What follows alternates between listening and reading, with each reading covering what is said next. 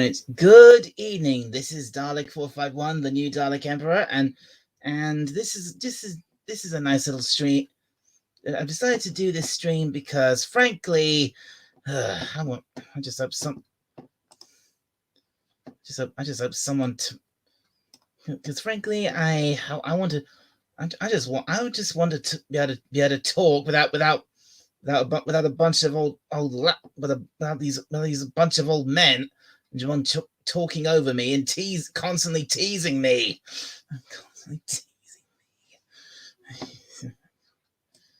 Right, okay, that's probably a really bad way to start off a live stream, but anyway, what am I gonna do? So anyway, let's sort that out. Considering that I'm probably going up against at least 3 separate streamers, and everyone's going to watch them. I don't know if anyone will come and watch me, but anyway, I hope it'd be nice if someone does. Well, anywho, I just wanted to do this stream because I want to probably explain the whole thing with Cowboy Bebop. Hail Time Prophet! Thank you for joining me. At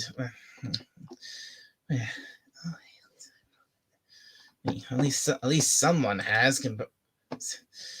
Well, like I was trying to say, what I want to explain something about the Cowboy Bebop so-called live action remake. And what I've heard about it makes me furious because frankly it is an abomination. It has zero respect for the original anime. And BC Eagle Deb, hey, it's so good to see you. Well. Well, I really am the Dalek Emperor here on my channel. Well, welcome, BC. And if you want to, hey, if you'd like to come on and chat, the link to StreamYard is right there. Is it? Oh, you can't stay long. Oh, that's a shame, BC. That's a real shame. And what about you, Time Prophet? Wait, what? I've never seen or want to see Cup. Oh, that's a shame. Why don't you want to see Cowboy At least, why don't you want to see the anime? Why don't you want to see Cowboy Bebop?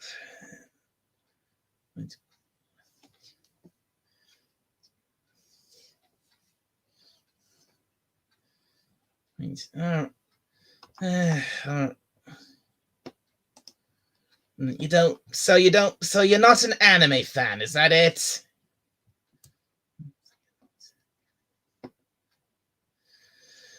Because if that's the case, then fine. Whatever. I mean, it's your loss.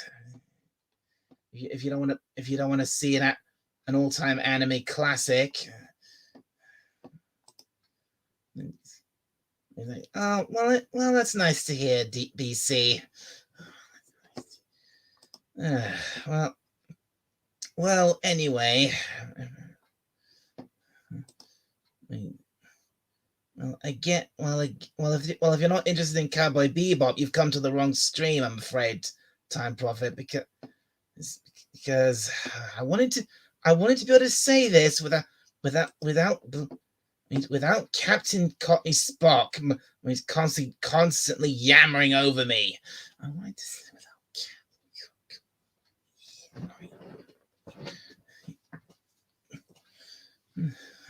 Oh. But if you're not interested, BC, you're listening. What do you think? You want to? Do you ever heard of Cowboy Bebop? I mean, it's all right if you haven't.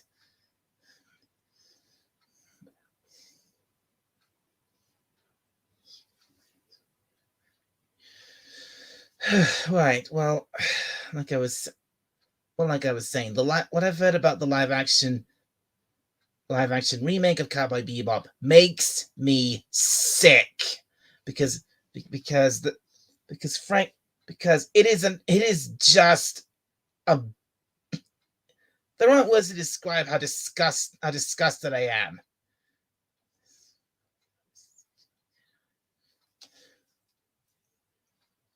You like it?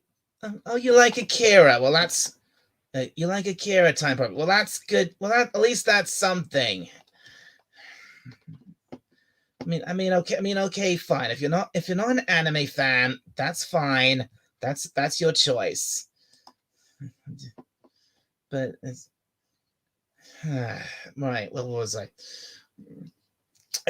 The The point is, the original Cowboy Bebop is an all time classic. It is one of my absolute favorite animes of all time, and what Netflix has done just absolutely disgusts me.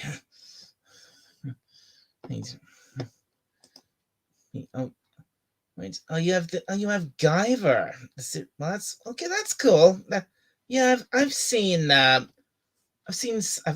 some of Guyver. It was pretty cool for what it was.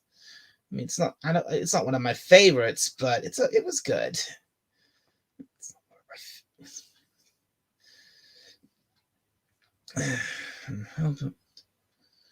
Hope someone else someone else shows up for this. So hey, BC, you still listening?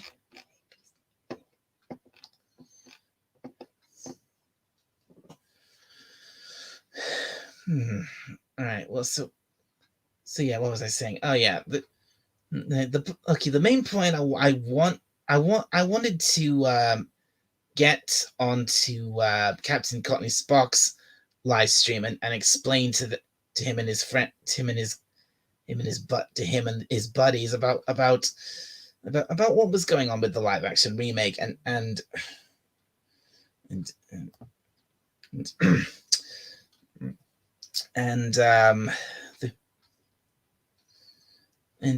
well and one point in particular I wanted to correct them on was the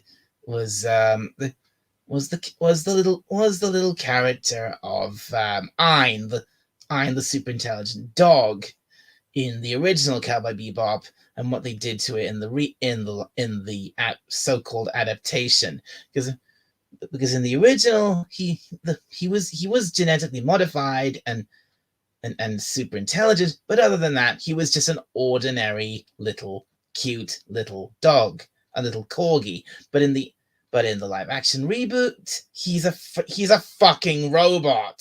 And I was like, what the actual fuck?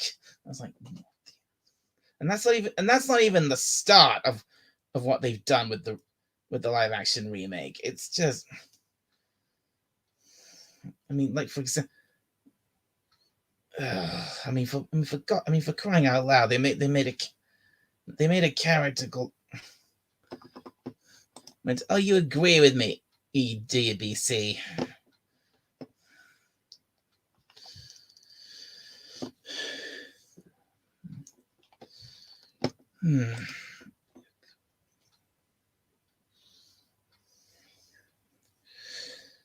Well.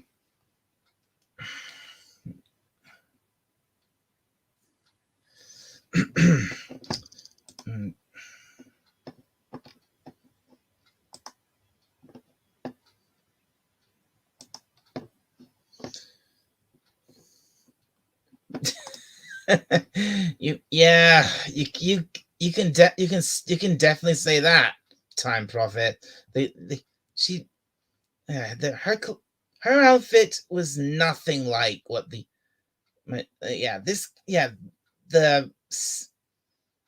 this character they had in the show. It was not Faye Valentine. just not her at all.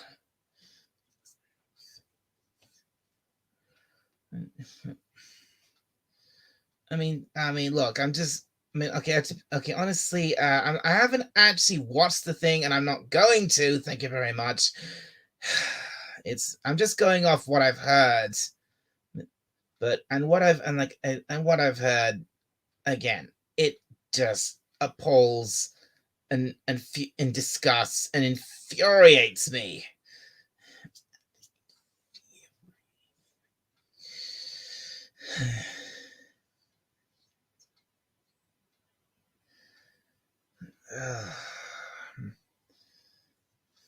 And they don't even. For crying out loud, they don't even have Ed in until the very end. And the version of Ed we get is just the most most annoying, obnoxious thing you can imagine.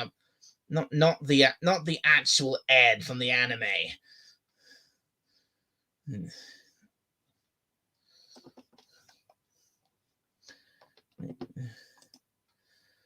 They ruined the. Yeah, I know. You mean that adaptation with Scarlett Johansson? Yeah, that was. The simple fact is, anime doesn't translate to live action. It shouldn't be done, and yet they keep doing it over and over again.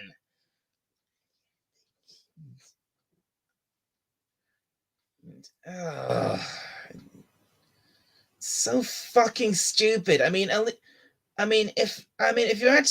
you're gonna adapt an anime to live action, don't let fucking Western studios get their grubby mitts on it.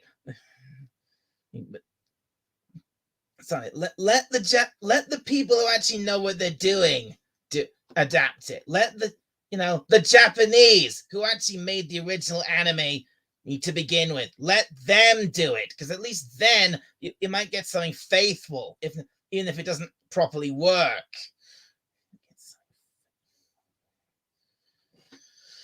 Because again, anime will never really work in live action. It's not meant to. That's not the point.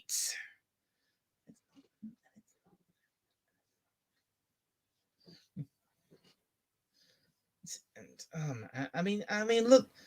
There's. Over the years, we've had so many of these god awful anime adaptations, and there's only one I've seen which even comes close to being. It was pretty good. My Blood the Last Vampire. I don't think I remember that one. You hate. Oh, well, you hated it. Well, I don't blame you, BC. I don't blame you at all.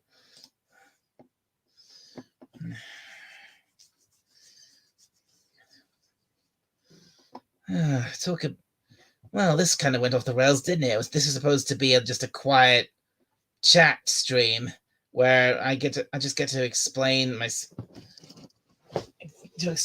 my thoughts on this really horrible thing which I've heard about, and look what I'm doing. I'm not exactly being calm, am I? I've gone into a full-blown rant about live action anime adaptations which I don't think should ever have been made.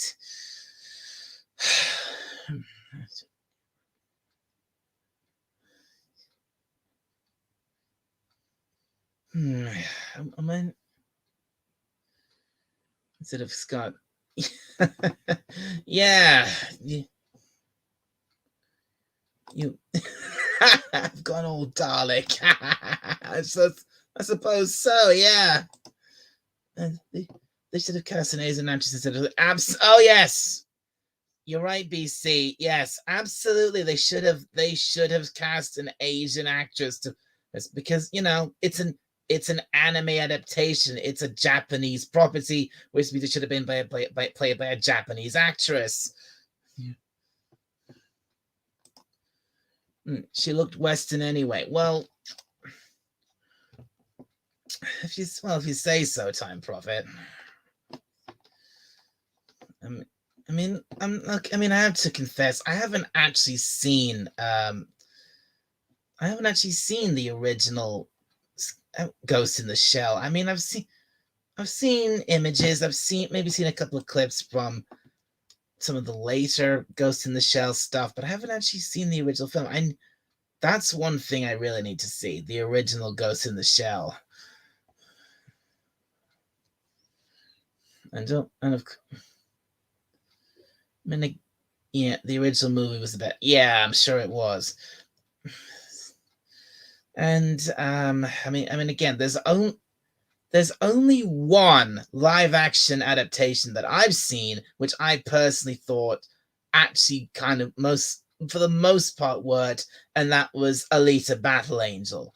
Even if the ending is kind of they leave the door open for a sequel which never got made. And that's really annoying.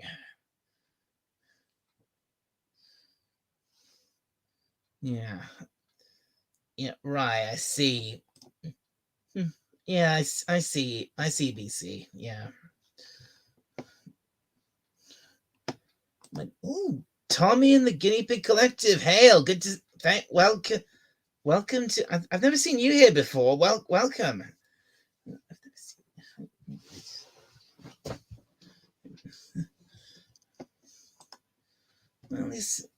Well, at least I've got a few people watching. You're not all watching Mr. Brown or Captain Spock or even I think even Bird of Prey 5 is live right now. So thank you for coming in to watch me. Thank you.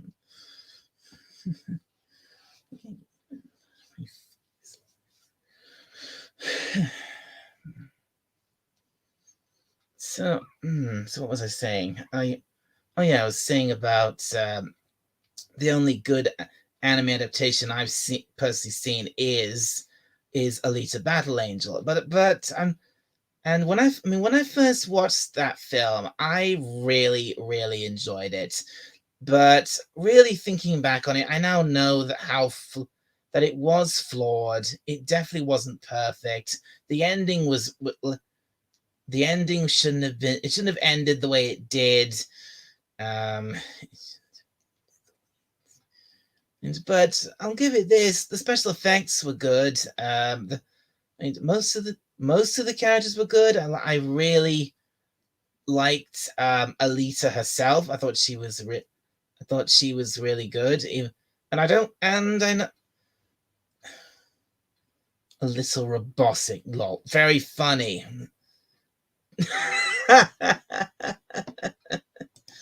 Alita needed a few Daleks.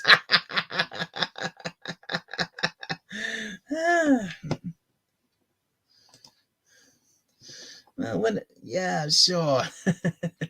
And hey, Tommy,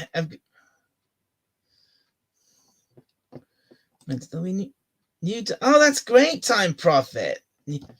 More Daleks in your new video. Great.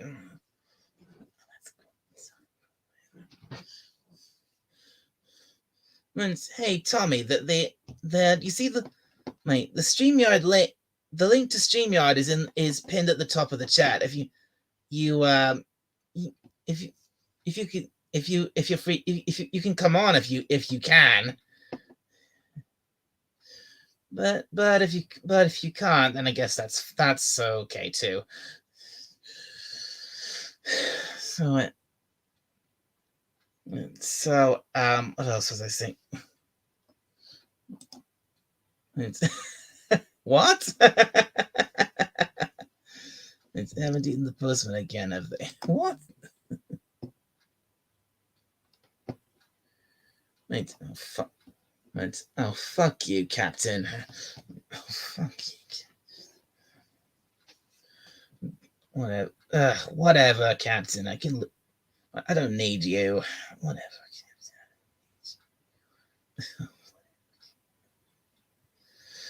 Hmm. All right. What else can I say?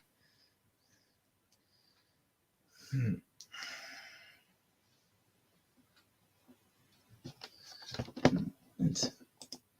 Right. Your post person is a post lady named Bernadette. Oh, that's nice, BC.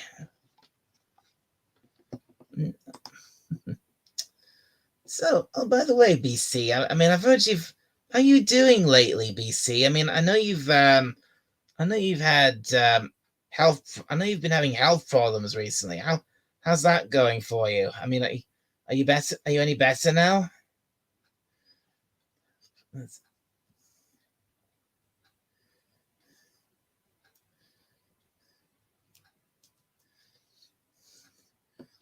doesn't.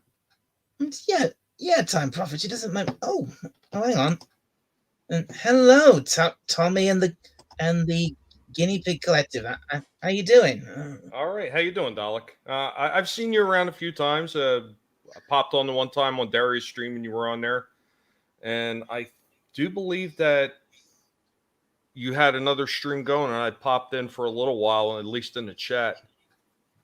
I nibble around the different channels from time to time, just see what's going on. So, how you doing? I've been better on, if I'm honest. It's not other YouTubers, is it? You kind of the reason I'm doing if I'm honest, kind of the reason I'm doing this live stream right now is because I mean, I know Captain Spock means well, but he can be a bit much. So here I am doing my own live stream where I can actually talk without him, constantly teasing me. Well, you know what? Here's a piece of advice I can give to you about other people, whether they mean well or not. If they're annoying you to a certain degree, you just got to remember this, and this is very important. It's all mind over matter, and you're not supposed to mind because in the end, they don't matter.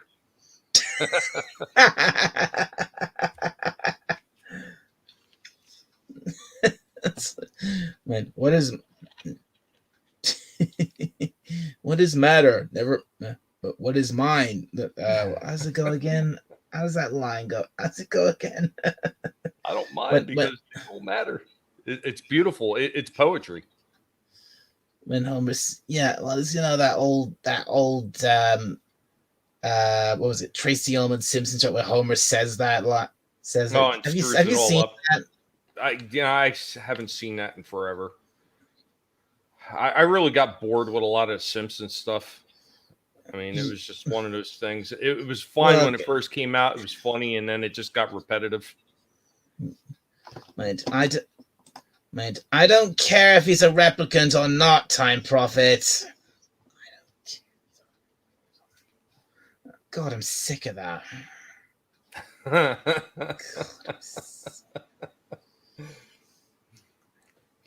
Well, there's one of the things too that I always go by. I always tell people, usually at the end of my streams or the end of my videos, I always tell them, I said, don't let nobody tell you what you can and can't say and what you should and should not watch.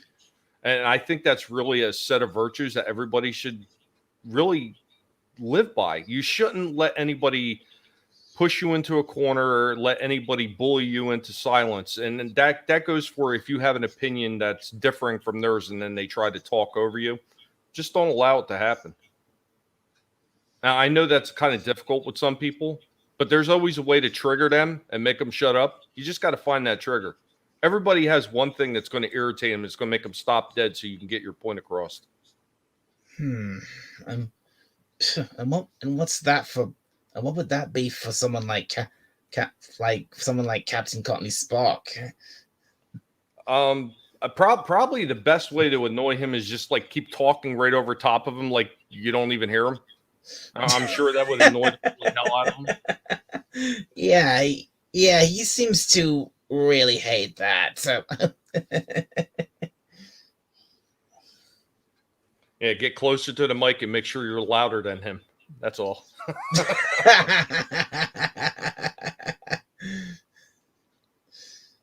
Biscuits? No, Time Prophet. Biscuits shouldn't irritate you. What? Why would biscuits irritate you? They're biscuits. My oh God, I'm not going there. My thoughts on time travel. No, you could take that question and you could put a fun spin on it. So, if you were to use time travel to go back to any point in time, what would it be and why? I would go. I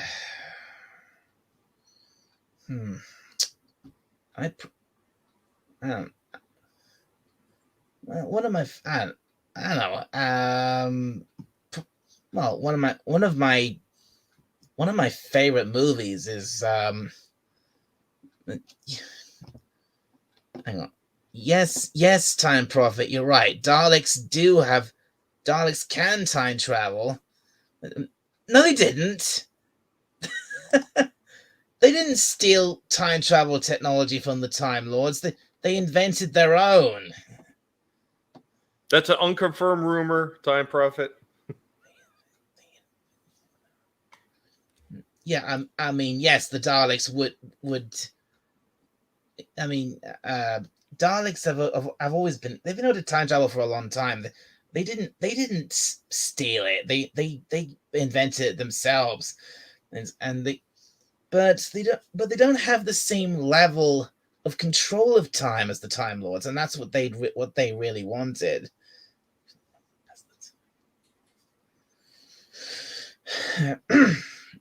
Now, as for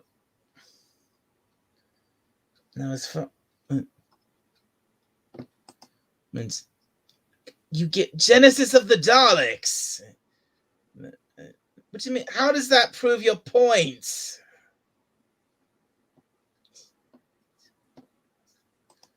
I was talking about that just the other night, and they did not. No, you're wrong, Time Prophet. They did not steal time travel. For God's sake, why would they? What? How does that prove your point? He's working you. He's working an angle with you. Oh, jeez.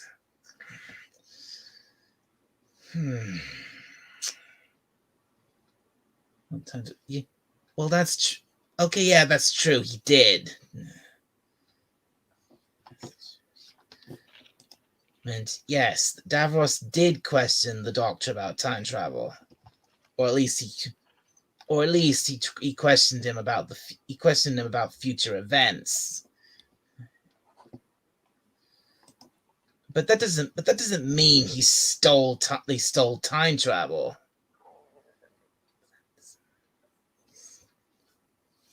I mean, I suppose technically you could say they kind of did when that college general took the time ring from the Doctor, but they got that back. So technically, they didn't steal anything.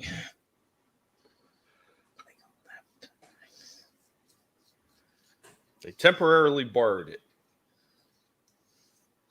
Well, they confiscated it, but they didn't know what it was.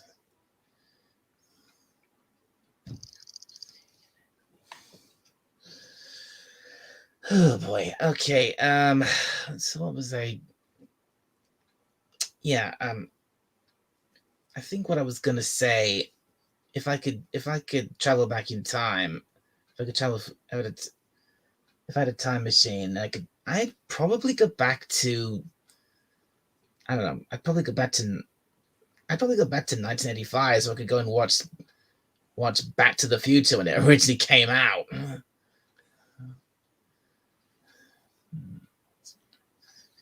I know there's a lot of things that that I could say would be fun to go back in time and see, but I would like to go back just before Transformers actually became a brand, because that's like my favorite franchise of all times. I would like to go back like when Microchange and Diaclone were first hitting again, and I would like to see that in a little bit more detail, because being in the United States, I only got to see the stuff that was brought over from Japan to certain markets to be sold here. I didn't really get to see everything that Japan was doing with that line, because it just wasn't readily available to people in this country. So I mean, that'd be something I would like to see. I would like to go back and see that genesis of them building up to the Transformers line when Hasbro stepped in and partnered with them. Right, right. I see. I mean, I agree. The Transformers franchise. I mean, it's a great. Well, I would say it was a great franchise. But it's been kind of milked to death at this point. Well, they're doing a lot of good things with it right now. A lot of the newer lines that came out, including the Siege line, what they're just finishing up with the last wave of it, which is Kingdom, because they had War for Cybertron, then Earthrise, and then Kingdom, and everything they were doing with this entire line has really paid a lot of homage to the original G1 stuff, while bringing it into a more modern look. And even the Netflix series, why it wasn't all G1, there was a lot of G1 inspired stuff that the Netflix series did, which was a pretty big sigh of relief for me, because I really thought it was just going to be trash at first. Like, I was worried, but it actually really wasn't that bad. There was a few problems with some voice actors and everything like that, but I mean, for the most part, I thought that they did a pretty good job with it, all things considering what has come out previously. I see. Right. Hmm. Honestly, I've never actually. Are you just talking about the Transformers toys? Well, I mean, the whole franchise itself, like Yeah, the everything whole from the Okay, yeah, the original whole Marvel franchise, comics. right? Yeah, the original Marvel comics, and then when Marvel partnered up with Sunbow to do those cartoons, the '86 Wait. cartoon movie, like everything about that franchise, all the way up. Like, I pretty much stopped watching it for a long time when Beast Wars came out. I would still look at the toys every once in a while, see if they were doing anything interesting. And the first time I seen them doing anything interesting, I want to say it was somewhere around the 30th anniversary stuff that they were doing, was the first time that I felt like they were starting to head in the right direction again. But it really wasn't until the past few years when they did the War for Cybertron series that it really felt like they were coming back to what it was supposed to be again. And well, right. I see. I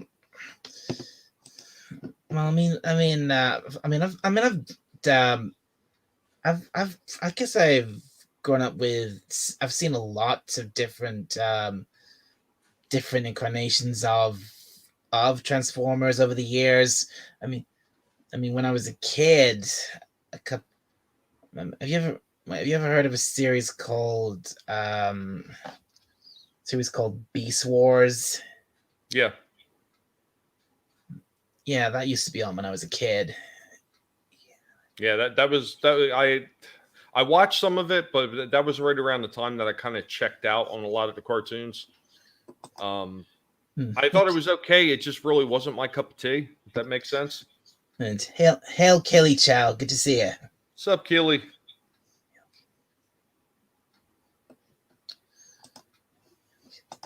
Yeah, I agree with that, Time Prophet. Right, the movies did not give the Transformers life. It was centered too much on the humans. If you mean the live action ones, then yeah. But, well, I refer to them as the Bayformers. Yeah, that's one way of putting it. For me, when it comes to the Transformers, for me it was always the cartoons.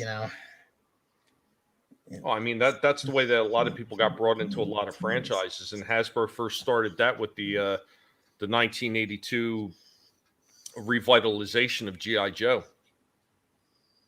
Oh Because it was yeah, right. GI Joe. Yeah. Well, yeah, I mean, well, up until that point, you weren't allowed to do anything over, I think it was like 10 seconds with any kind of cartoon or any kind of animated if it was promoting a toy line in some way, shape, or form. Ronald Reagan at the time actually rescinded that. So then, as long as you actually had a story and it wasn't just a toy commercial for a cartoon, as long as you had a legitimate story behind it, you could then make cartoons about a toy franchise, which in turn would help boost the sales for it. And that's what they did with the G.I. Joe line. And by the time they did Transformers, they were like, hey, that works so well, we're going to do it again. And I think they've done it with just about every other toy franchise they've released since. Yeah, yeah. I mean, from the 90s, yeah, obviously back in, say, especially in the 1980s, these, kid shows really were nothing more, almost pretty much nothing more than toy commercials.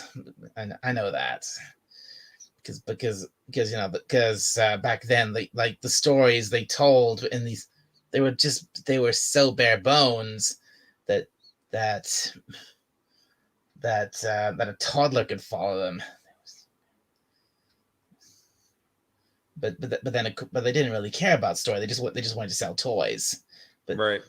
Well, I mean, I think that was the difference with the early GI Joe and the early Transformers, that they legitimately tried to create stories for them, because all the stories that they started putting into the cartoons was something that they actually drew from the comic book series that were created for it.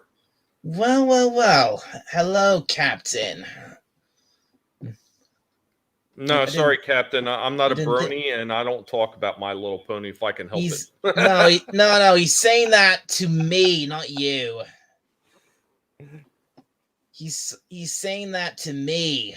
Oh, I get it. I'm just being a wise ass because that's what I do. Okay, you're not. You're not a brony. Well, here's the thing. I am. Yeah, my daughter is too. Well, yeah. Well, I guess yeah. She would still be considered a brony. And I was just never into it. You know, it's just not my thing. So I did do one video a long time ago, because I used to do a series of videos like continuously about talking about old toy lines, and it was requested by one of my viewers to talk about My Little Pony because they want to hear about it. So I did a video on it. Right. And then I did a video the following day talking about the My Little Pony movie. Wait, when you mean the cartoon movie? Yeah, obviously the cartoon movie, but which one? The 2017 movie or the 1980s movie? Yeah, the 1980s one. Yeah, of course that one. Of course. Obviously being a brony, my thing is Generation 4. Friendship is magic. But I do know about the previous generations, like the original from the 80s. But and if you want, if you want me to talk about it, Captain, I'll be glad to. I forget exactly, and it doesn't really pain me to say that I forgot about it, but in my research about My Little Pony, I did discover that it was actually based off another franchise. It was? Yeah, initially it was based off of another franchise that Hasbro had previously had. It was another pony type of franchise toy that they had that wasn't doing all that well, but they took that and then they shrunk it down, and that's what they created My Little Pony from. So I forget what the larger pony that they were selling was called, but yeah, that's the basis of the My Little Pony, whatever that one was. I had no idea about that. Yeah, I would have to go back and look through my video to see what I did and talked about it, because I mentioned it in there. But I was like, huh that's kind of interesting.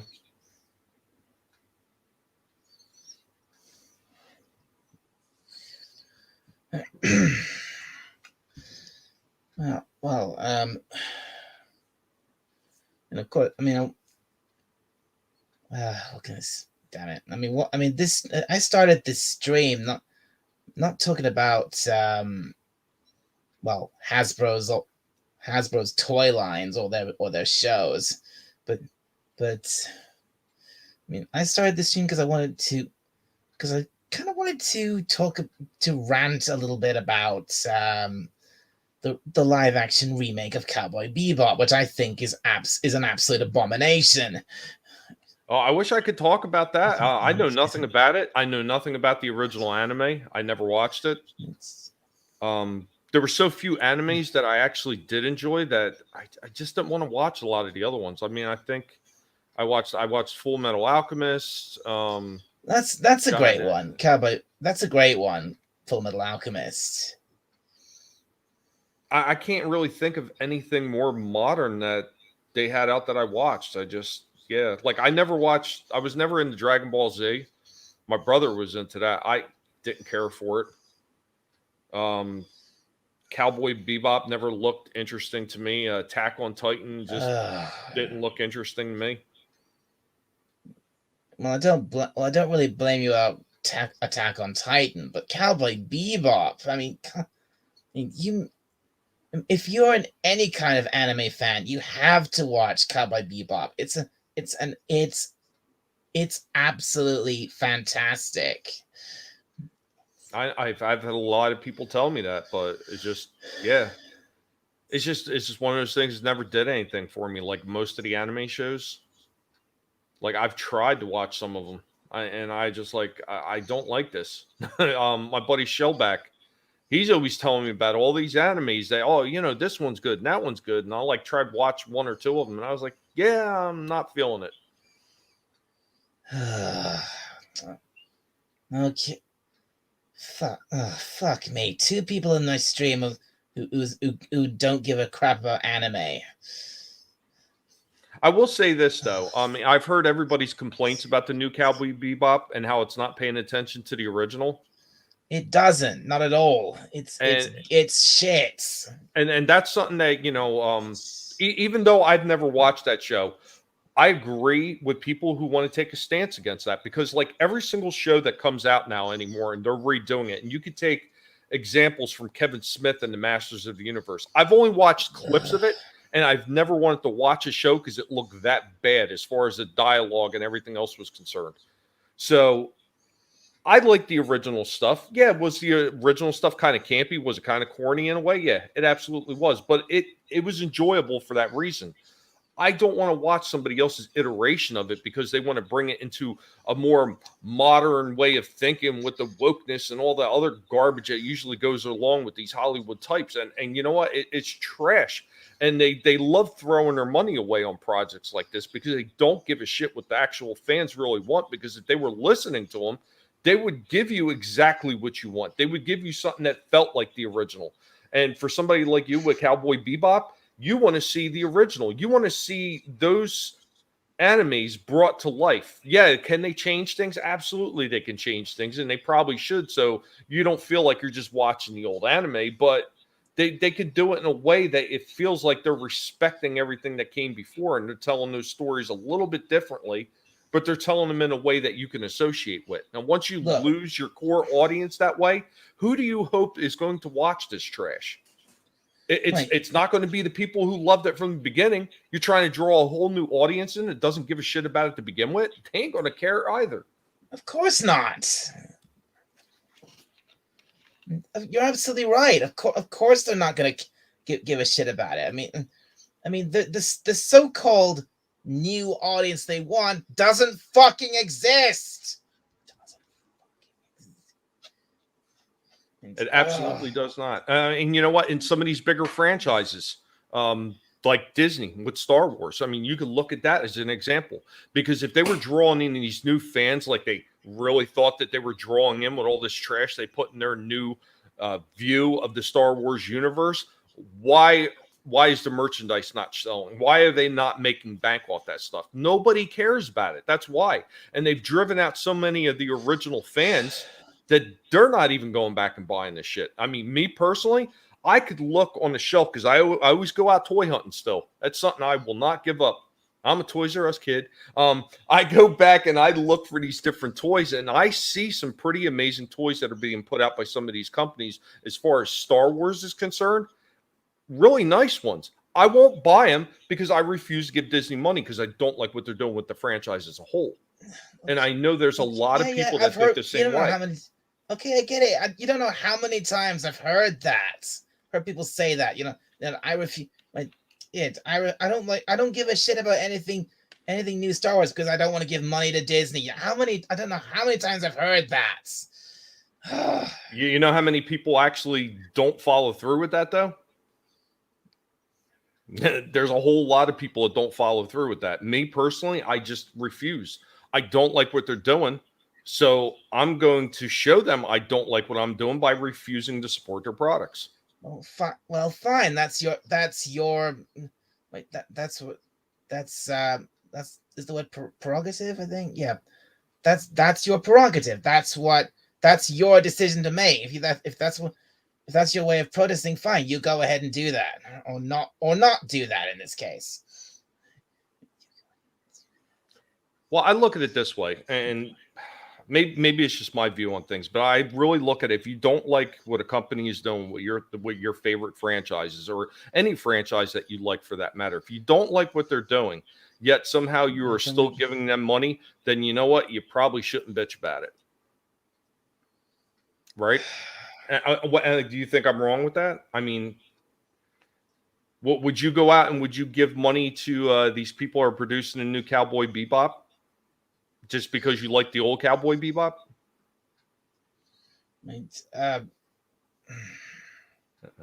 Kind of a tricky thought to get around, isn't it? Oh God, the trouble. The trouble is, I hate what they've done, but okay, I still have Netflix. Because there's still a lot of stuff on there I actually still do want to watch. Well, it doesn't have nothing to do with Netflix. I'm actually talking about the people who wrote and produced the actual writers on Cowboy Bebop. If they put out a toy line underneath that, would you go out? Exactly. No. This is the point that I'm making. You wouldn't support that because you don't like that version. Okay, then. No. Fuck no. I wouldn't waste money on something on shit like that. No. If I want Cowboy Bebop, I want the original. Not some. There you go. That's the point I'm making. I don't like what Disney is doing as a whole, so I refuse to support them in any way, shape, or form. Until I see something that I like, I won't support them. Until I see them doing something right. Or, I mean, quite honestly, if I had my way, I would make sure that they lost that franchise and it was sold off to another company that's going to pay respect to the franchise that it deserves. That's perfectly reasonable. That would be perfectly reasonable if that happens, but it's not gonna happen. No, I wouldn't say never. I mean, there's been a lot of things that people never thought were going to happen. When I was a kid, if anybody had said that 20th Century Fox is going to go belly up and get bought out by Disney, I would have said they were crazy because 20th Century Fox was such a huge movie production company. They did get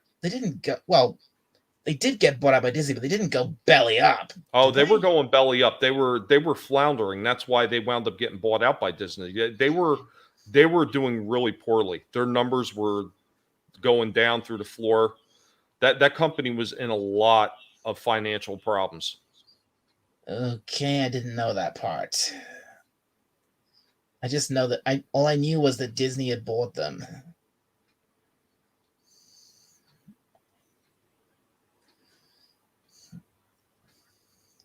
Hey, you haven't got Netflix anymore, Time Prophet. I mean, I seen that was one thing I did say about Netflix, that I hate some of the things that they do, but some of the things that they're so stupid that they've hamstrung themselves into. And one of the things was the cuties nonsense that they have on there. And I know a lot of people just attribute, oh, well, Netflix. Well, Netflix didn't make it. Netflix did not make Cuties. It was independently made. It was filmed. It was shown What in the about film festivals. And what about there's the problem. That's the problem, though.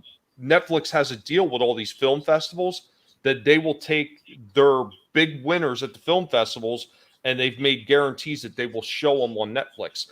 That's where you wind up getting Cuties from. Oh man, I mean, so Netflix didn't make Cuties; they just hosted it. Exactly. I mean, is that the same? Is that the same deal with Cowboy Bebop? I think so, because I don't know. Well, I know it's produced by Netflix or something if to a that's degree, well, but if it's that not directed. It's not directed, and it's not like how can I say, it's not hands-on being controlled by Netflix. And that was the same thing with the Transformers series. Netflix pretty much they were behind it as the producer, but they didn't actually take any hand in the direction that Rooster Teeth took when they created the series. So Rooster Teeth. mm-hmm. Wait, who did what did Rooster Teeth do? Rooster Teeth worked on the Transformers series on Netflix. Oh, They were the ones that wrote it and directed it and everything else. They were the ones that did all that. There's another company I'm really fed up with, Rooster Teeth, because but before there's this show. Have you heard of a show called Ruby? I'm not sure. Uh, it's a show. It's basically it's a show that Rooster Teeth are pretty well known for. That's kind of anime-esque, but it's not proper anime. At least it's not what I call anime. It's done with it's done with CGI, and and and I really liked it when it first started, but as it went on, it just went downhill so fast. And for the longest time, it just reached the point where I was like, okay, I'm done with this. But I wanted to move away. I wanted to move on from it, but I have this friend who's kind of obsessed with it, and he won't let me move on from it.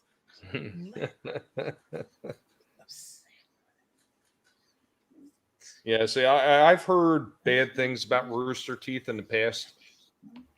I haven't really watched a lot of the stuff that they've done, but I mean, as far as what they did with the Transformer series, I was not disappointed with it. Let's just put it that way. And that's a far cry from what I could say about a lot of the other programs that have been coming out, because so many of them are just disappointing from start to finish.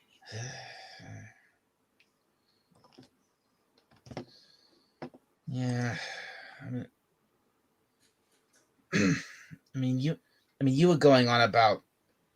I mean, obviously, you were going on about Star Wars, but frankly, I don't really give a toss anymore what Disney does with Star Wars. If there's parts of it I like, then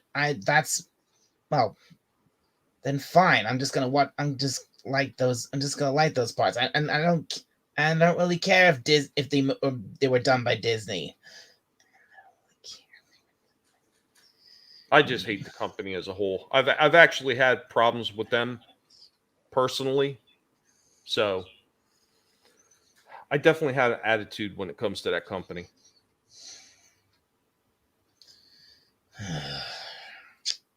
I mean, it's the same thing with Paramount and what they're doing with Star Trek. I don't like that either. And I mean, I'm sure a lot of people talk about Doctor Who, and I was never a huge Doctor Who fan. I know other people who were, like my wife is a huge Doctor Who fan, and I'll sit down and I'll watch some of it with her, but I cannot say that I'm a huge fan of it. Hey, hey, Potato Raven, good to see you. Greetings. What a two Mandalorian helmet there, special between my girlfriend. Oh, that's nice. Good for you, Potato Raven. Yeah, as I'm sure you can tell by the theming of this channel, I was a massive Doctor Who fan, a lot more than ever was for Star Wars. But and so yeah, I don't really, I don't, I like Star Wars, but I'm not a diehard fan of it, so I don't really. I was never that angry about some of the things they did with it as most people were. But Doctor Who, on the other hand, oh my god, I was so I was furious. I was heartbroken. I just and so many other things. I couldn't believe what they did to it. This was because Doctor Who.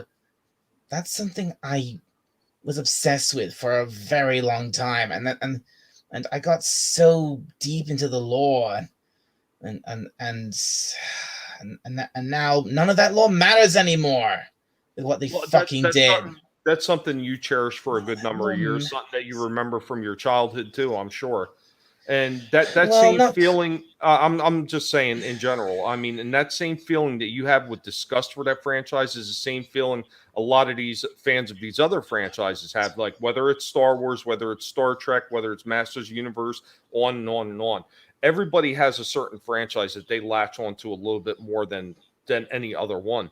But to be able to say, okay, I know how they feel because my favorite franchise was shown disrespect and it was demolished from what it was.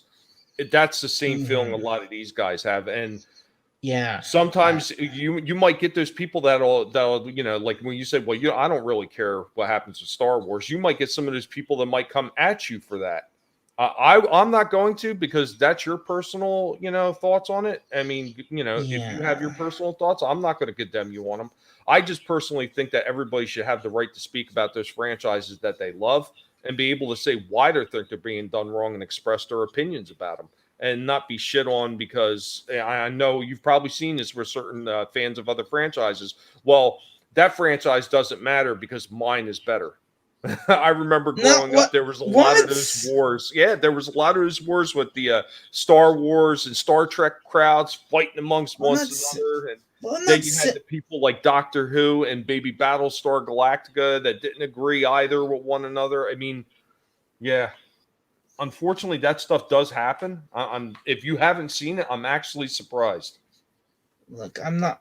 Look, man, I don't want to. I'm not saying anything like that. Or at least I'm. Hope I'm not. I mean, I perfectly. I mean, yeah, I get it. You feel as strongly about some people feel as strongly about uh, Star Trek, or I mean, Star Wars and Star Trek as I do about Doctor Who. I mean, I perfectly get that. Hmm. Um, but I grew up with. I grew up with not just Doctor Who. I grew up with Star Trek as well. I watched Star Trek a lot as a kid, I rewatched it quite a bit over the years. So yeah. But the thing with Star Trek is I can just all the new shit. I can just ignore it all because Pretend it doesn't exist. I can just pretend it. Yeah, I can just pretend it doesn't exist because to me that's not real Star Trek. What what the stuff from 1966 to 2005, or at least until 2001 when Voyager ended. That's real Star Trek. Yeah, But Voyager, I didn't care for, but I mean, I know a lot of other people did. I never cared for it. Just it felt a little hollow. But I mean, all I'm saying is there's a lot of people that are taking stances against these companies because they want to see these franchises paid respect to. That's all. And yeah, one of the yeah, and I one of the fully, simplest ways is not supporting.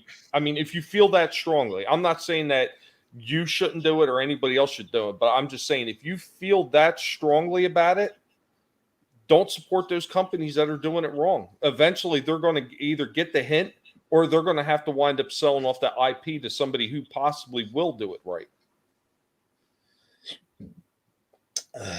Yeah. Once again, that's everybody's, own prerogative how they're going to deal with that situation. Me personally, I just find it easier not giving any of those companies money that I don't like what they're doing.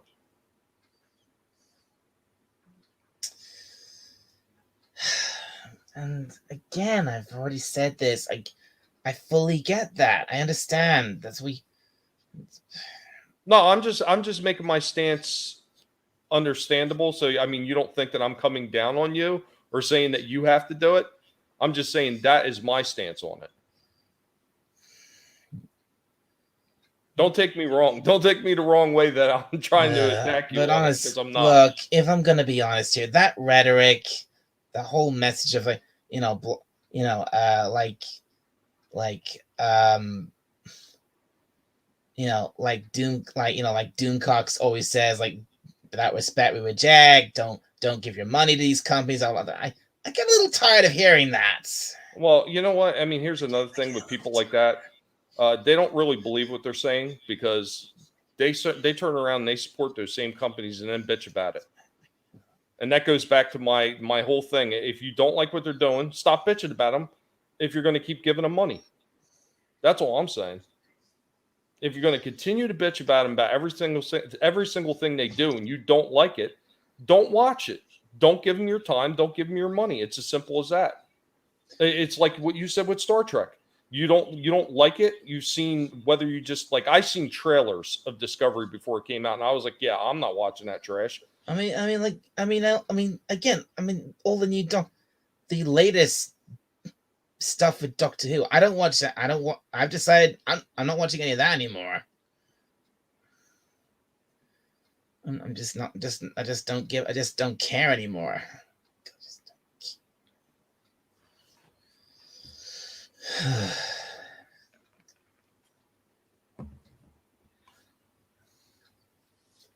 Yeah, I agree. I agree with that, though, Time Prophet. I liked Enterprise too. A lot of people shit on Enterprise, but I like that. I think they could have did better, but towards the end. But Well, that's not what your channel's about. Fair enough, Time Prophet. Got 5 people, at least 5 people watching. So who's here? I mean, I don't know. BC Eagle Deb, are you still here? Are you still watching?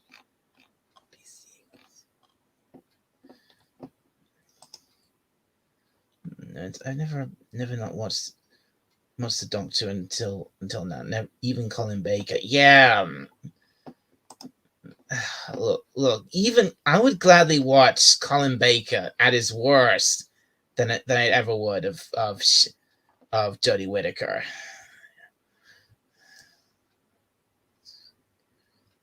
now, see, even my wife, who's a pretty big Doctor Who fan, she says she doesn't. She says she doesn't hate the new Doctor, but she said she didn't really like it either, and she doesn't really watch it. So I hate that bitch's guts.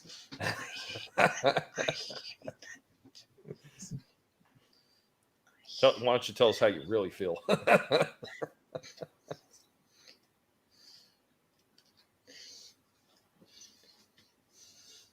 But I do think it's important for people to be able to have those discussions about those type of shows, what they do love about them. I mean, that's one of the things I usually do. Is I do, when I do my retro streams every Monday and on Thursday with Vinny Tartamelli, we talk about Tartamella. We talk about the things that we love about those franchises, somewhat more so than talking about the hate. Because you know what, it's easy for us to sit here and talk about the things I hate, but yeah, usually when I do the shows and the streams, I try to focus on the things that I like. I mean, that's why when something popped up in the chat with something with the Transformers, and I was able to talk about that, that's what I love to talk about. I could talk about that stuff all night long because I enjoy it. Yeah, I think that's yeah. I think that's part. I think that's part of the reason why I started to do. I decided to do my own live streams because I was just getting tired of all these bigger YouTubers just hearing. I mean, yeah, I enjoy watching their stuff. I enjoy listening to them, but I just got tired of hearing them just bitch and just complain about literally everything. I mean,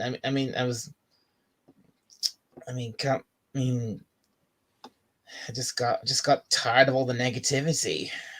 Well, I think there's definitely a time to say your piece on it and to bring it up.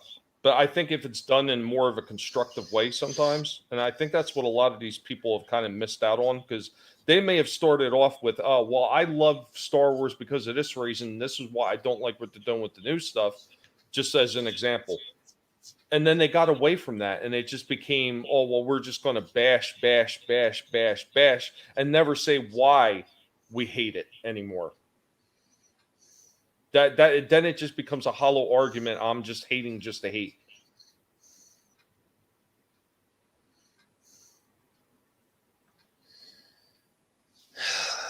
I'm kind of be honest. Do you think I kind of started this live stream doing the same thing? And well, in a sense, I mean, you wanted to talk about what you didn't like about Cowboy Bebop, right?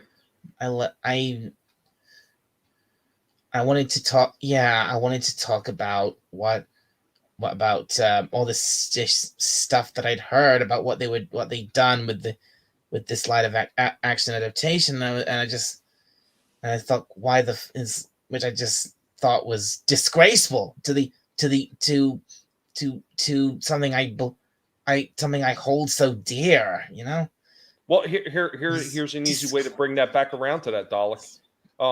So, I mean, I know I've heard some of the things about the new show where they've made like whether it was like character changes or outfit changes that just look completely out of place for the series. What were some of the things about the original series that this one is doing wrong? Like, make a comparison between the two. What do you love about the old one that they are failing to adhere to with this new version that you've heard? Wait,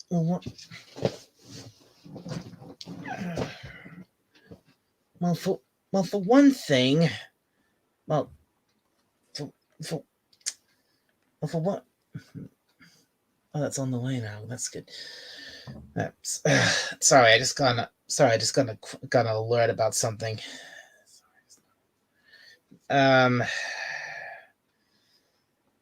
For a start, there's the character of Faye Valentine. I don't know if you know who she is. I know she's the one in the yellow skimpy short. That's Faye. They got her. Well, one thing is they got her character completely wrong, and and also I heard that she appears in the show far too much earlier than she did in the anime. She gets a whole like look, I haven't. Probably to do the proper comparison, I probably need to actually. Oh, hello. Excuse. Hello. Oh, Gaipo Conlin. Nice. Hello. Good. Well, hello. Welcome. Never seen you before. Greetings. So what you're saying first off is they introduced her too early as far as the original canon that was set forth in the original anime. In the and original, you're saying yeah, they got her character wrong, like her mannerisms are, I guess, different. Yeah, very different. She's look in the original anime. Faye Valentine was what you'd call a femme fatale. So, she was aggressive, she was standoffish in the original, but she had good reason to be, and but she had things about her that made her likable, an understandable character. But this new version of Faye, she's not even. I mean, she's just a horrible character. She's a bitch. So basically, they took a character who was, well, in a way, when you're saying the femme fatale, almost like a tomboyish in her mannerisms too. I'm assuming, because she, was she aggressive? You're saying she was aggressive. Usually, that's something that would be attributed to somebody with a female with tomboy personality. I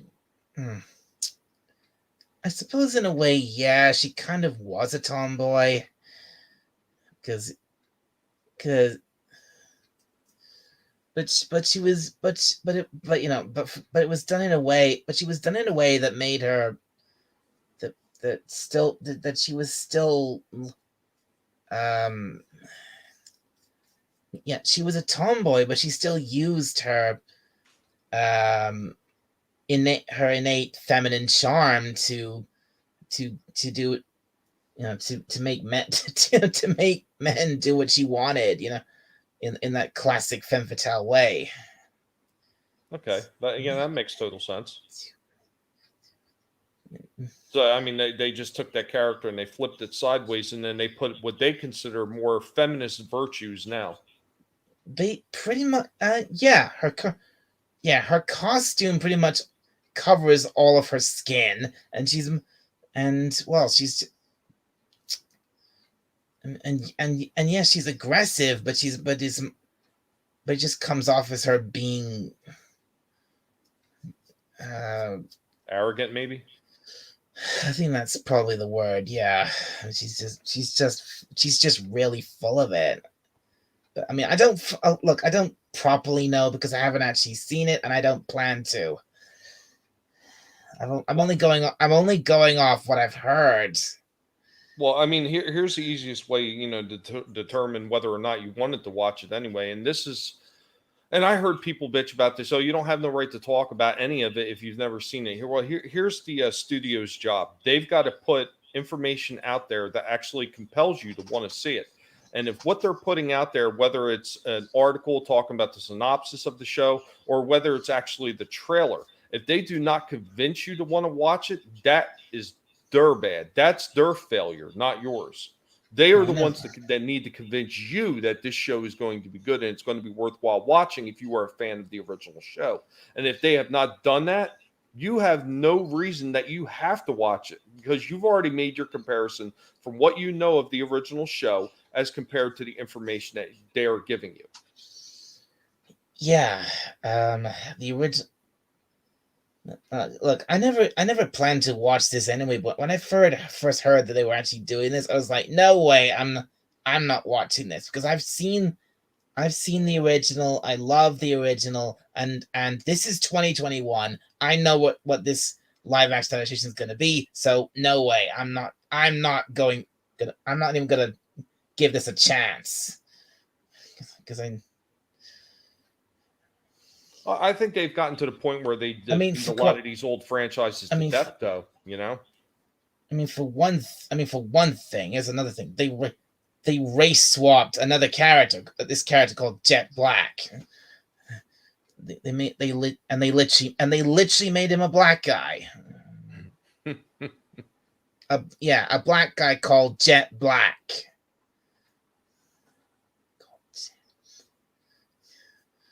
And he wasn't black in the original. That's what.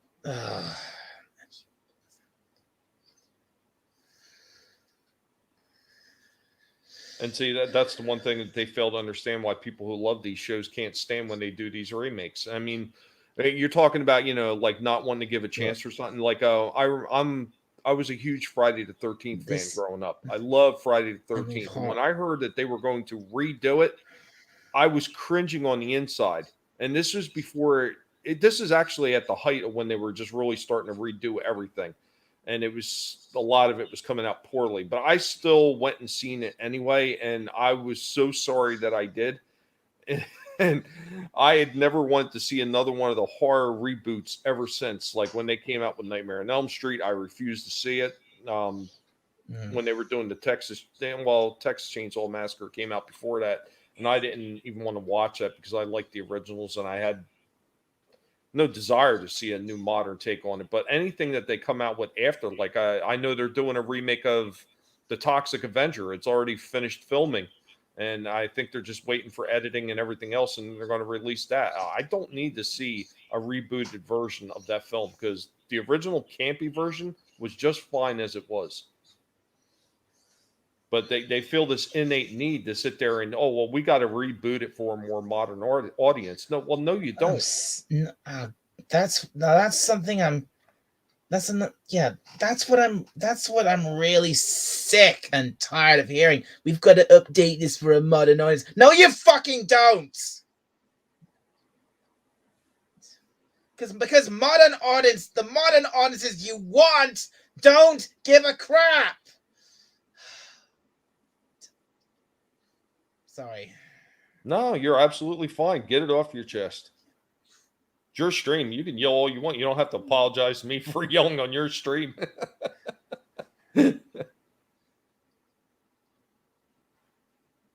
Yeah, I hear you with that one too, Time Prophet. They really don't need to redo Blade again. Wait, Blade. Oh yeah, Blade. Yeah, that's another double. Yeah, that's a double. It's perfectly okay to race swap gingers and white people, but race swap a black guy, they'll be hell to pay. If you race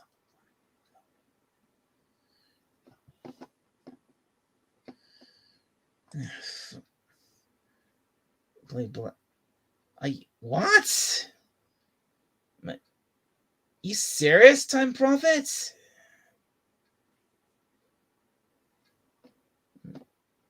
But how can he be the Black Panther after he's been Iron Man for so many years?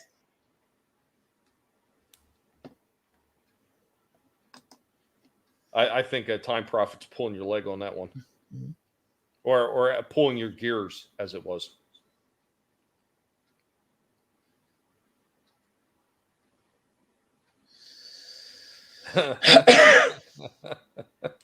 You want to see the Barack Obama movie about his life starring Ryan Gosling?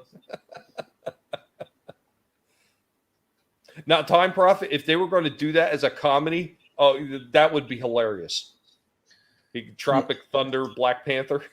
He's gonna Tropic Thunder Black Panther. I was that guy playing that guy who played another guy. No go fool retard.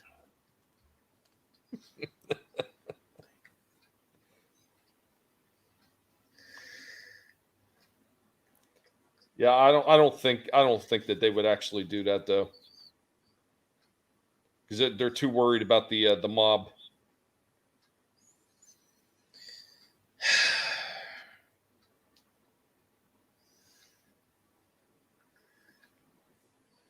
I mean, it's absolutely hilarious when these companies now too they cater to these people who are such a tiny percentage, who more than likely don't care about these franchises to begin with, but they still cater to them anyway. Like they want their approval. I know it just beggars belief. It is definitely mind-boggling.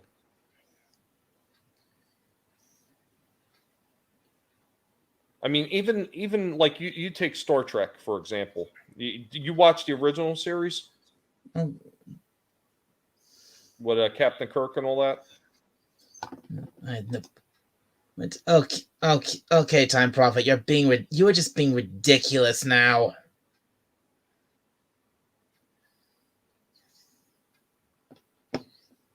Because when they went from the original series, and then what was that? Close to, well, it wasn't full 20 years, but I mean, it was pretty close to almost 20 years later when they finally released the Next Generation. Even though it was updated and a little bit more modern, if you talk about watching the original series with Kirk, I'm actually in the process of watching that. Okay. Yeah. Well, you'll see what I'm talking about. I mean, they took a lot of elements from the original, and they still kept it alive when they did the Next Generation, even though everything was Look, updated. They didn't like wipe everything under the rug with the original and say, oh, well, we're just going to do it a completely whole new way, and it's going to be completely. They didn't do that. They still kept some of that continuity from it alive yeah, into the Next yeah, Generation. like like they should have. Yeah, yeah. Look for me, growing up, my Star Trek for me was the Next Generation and Voyager and eventually Deep Space Nine, and I had also seen just I had seen a few episodes of the original series here and there, but it's only very recently that I've actually decided to actually sit down and watch all of the original series, and I've now finished season one, and I'm partway through season two.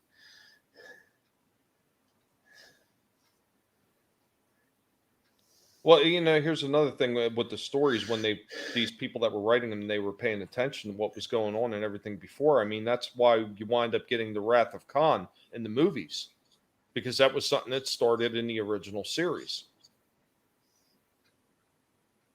And I think a lot of people, when they see like the more modern Yeah, updates of it with JJ, they forget about all that. That's why people had an yeah, attitude problem that's right. with some of that Yeah, stuff. yeah. The original, I mean, the original Star Trek movies, especially Wrath of Khan, they were well, they did take on a lot of continuity from the series, because with Wrath of Khan, the Khan himself, he was first seen in the original series, Exactly. which for a long time I didn't know that. I'd heard of Wrath of Khan, and I heard that, and I had actually kind of seen the film, and he had like the whole that the plot of it was he had it out for Kirk. He wanted revenge on Kirk, but I didn't. But I didn't actually see the episode he originally came from until very recently. And the light bulb will start going off. Ding ding ding! Oh shit! This is Khan. I was like, yeah. I first saw that episode. I was like, oh, holy shit, that's Khan. This is where we first meet Khan.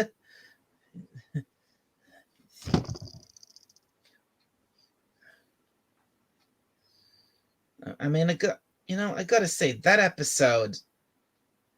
episode we first see Khan, I didn't expect it to end the way it did from what we saw in the movie. I thought like that Kirk would like do this whole thing where he has a big he has like a he has like a fight with Khan, and then strands him on this planet that he was stranded on in the movie, but no, it wasn't like that. They just find a planet for Khan and his what were they called? His enhanced humans. Yeah, yeah, yeah.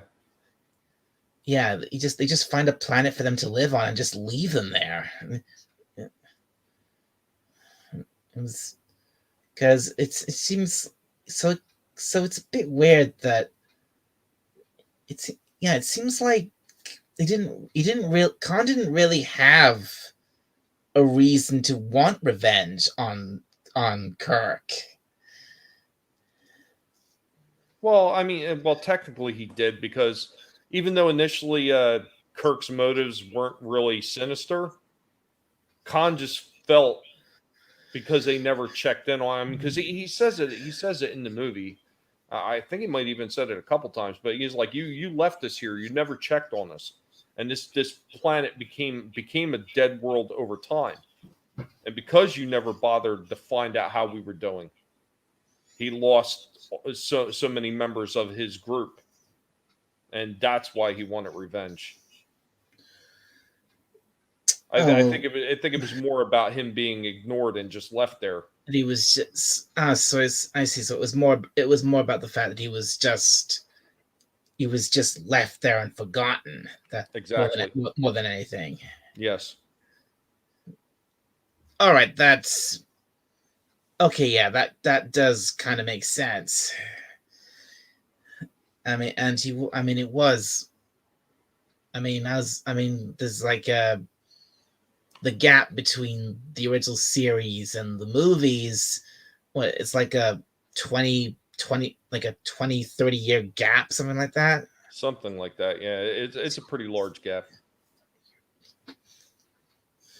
I'm not sure if in the continuity of when the film was created, how much of a gap is in there. It's probably much less than 20 years, but when the film was actually made, yeah, it was like almost 20 years difference. Yeah, in real life it was something like 20 years, but I'm talking about timeline wise in the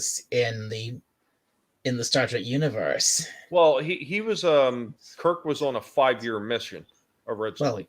well, everyone knows that. Yeah, so I mean, if you take it to its logical conclusion in the timeline of the actual Star Trek universe, when he runs into Khan again, it's probably no more than 10 years.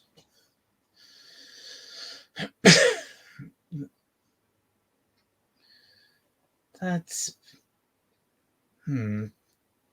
okay, yeah, that probably fits. Yeah.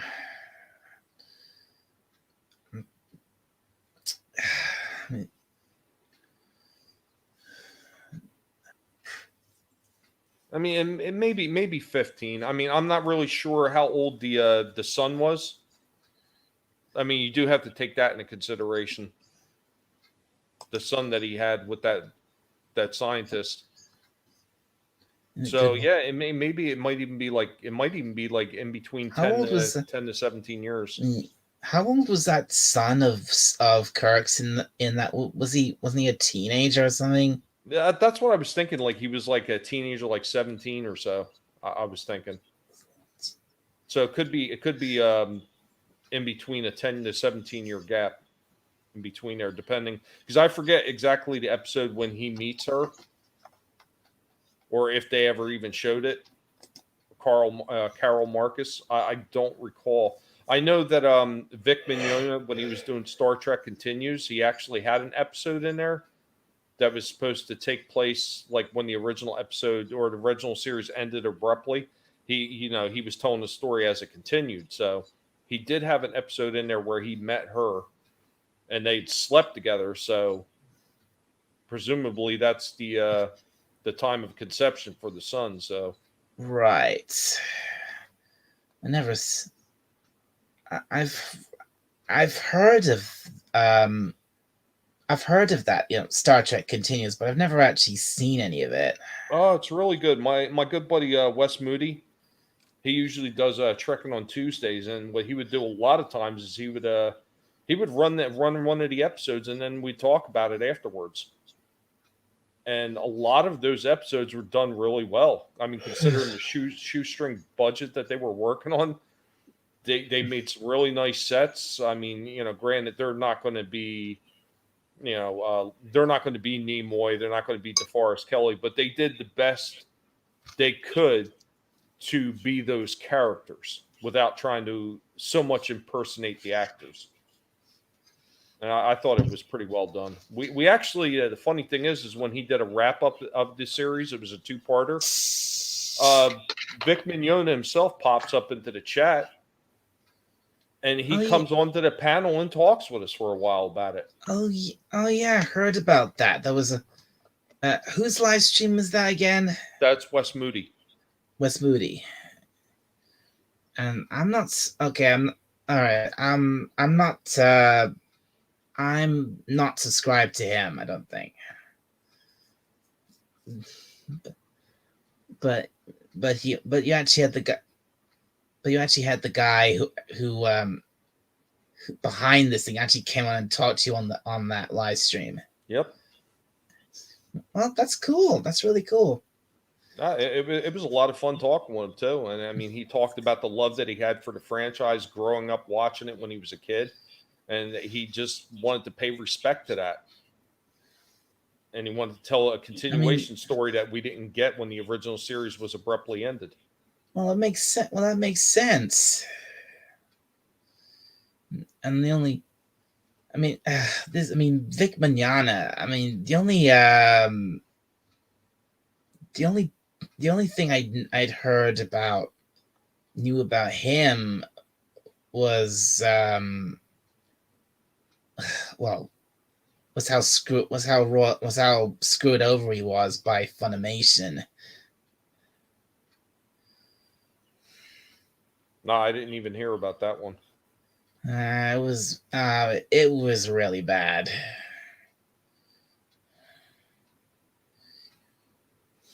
The guy came on though. He was ever so gracious to be on there, and he was gracious to us for showing the show and talking about it and holding it in high regards. I mean, the guy was extremely nice, and I mean myself, I was actually surprised that he stopped on and was willing to talk about it the way he did.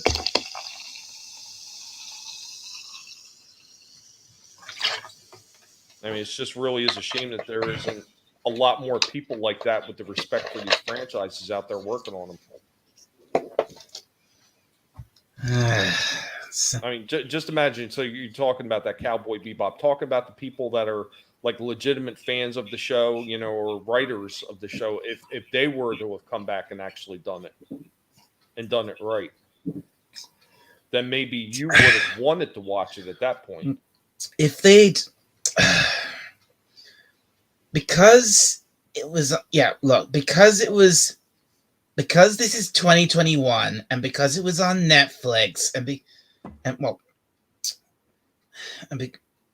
well, you know how things are these days. I mean, I just knew, I already knew from when I first heard about it that I didn't want to watch it because I just knew that they were gonna royally screw it up, and that's now been confirmed. They have royally screwed it up. But if the right people had made it, if they'd done it right, if they'd done a respectful adaptation, then maybe, yeah, maybe I would have checked it out, and maybe I would have enjoyed it. Well, I think a lot of us can actually watch something, even if it's moderately changed, and be okay with it. And one of the biggest examples I always point out is like this is before Disney started getting a bit ridiculous, and I would still actually watch some of their films. Is Guardians of the Galaxy, because when that came out, I mean, if you look at the original canon, so to speak, from Marvel Comics, the version that they put on screen doesn't even jive with the comics at all, not even close. Other than Groot and Rocket, the rest of them are completely readapted to the movie. They're completely different. The characters are different. They're not. They don't look the same. None of it. But they did it in a way that actually made it kind of fun to watch enough that you can, okay, well, I can let go some of the prejudice of them like ruining the canon of these characters because they did it in a way that was actually enjoyable. So I mean, if you're going to take it and you're going to change it, at least make it good. At least make it make sense. And if you can't do that, then you probably should have never attempted it in the first place. Well, yeah, I agree with that. If you can't, if you're not gonna do it, if you're not gonna respect the original source material, if you're not gonna even try to do it right, to do it faithfully, you shouldn't do it at all.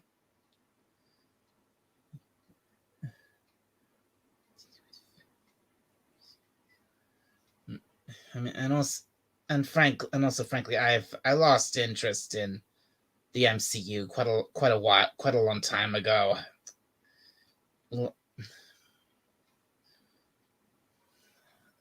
There was a lot of good movies they did, and then there was a lot of them that were just look, yeah, mediocre at best. I'm not denying that they definitely did do some really good movies in the MCU, especially the early ones, like the first Captain America film, Iron Man, the first Avengers film. Now, I remember going to see that.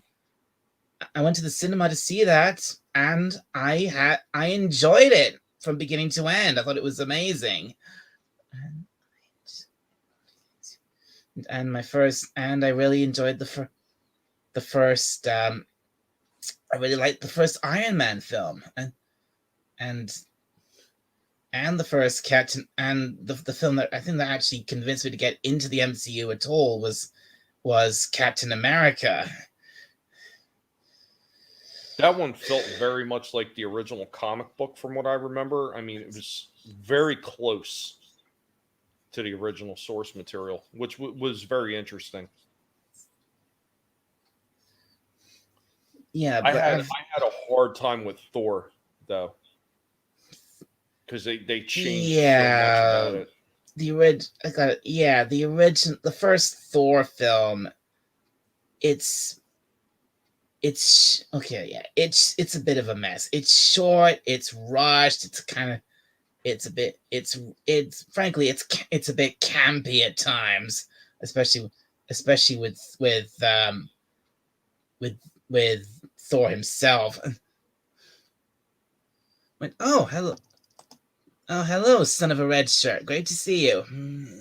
What's up, Red Shirt? I mean, I think if it wasn't for Hemsworth, I'm No, not even sure I would have made it. I don't even think I would have made it through there, because some of the lighter moments that he added to it is the only reason I could keep watching it. Like some of the stupid stuff when he gets the oh god, when he gets, what is he drinking? He's drinking a beer or something like that, and he slams the glass on the ground. He says, "That was great." Another, that it was just the small stupid moments like that that you could envision somebody who came from like Norse background doing. So it was stuff like that that just cracked me up. I was like, okay, all right, it has its moments.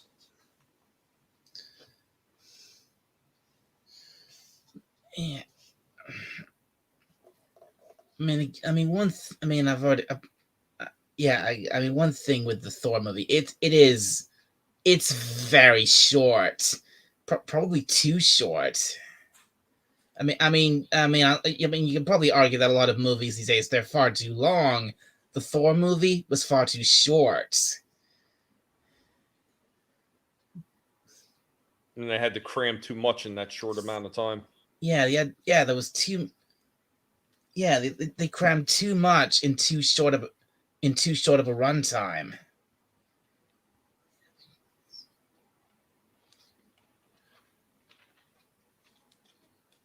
I mean, they did a much better job pace wise with Iron Man,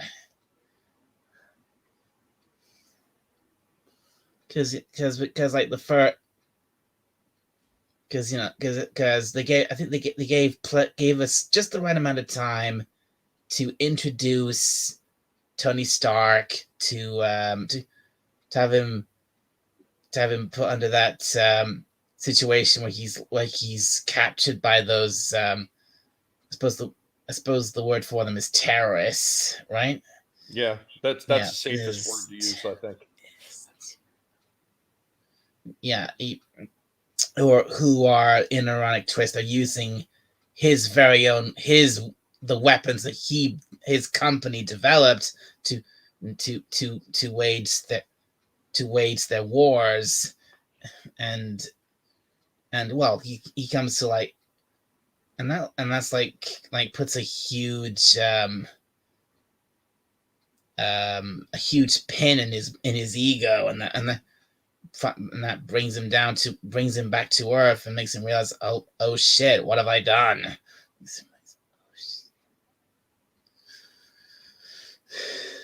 and and and he used and the best and then he uses he doesn't just use and then he doesn't just use brute force just to escape. He uses his intelligence to escape, and that was really cool to see. Well, I mean, that's the basic premise of who Tony Stark is, because first and foremost, he's a scientist, a creator, you know.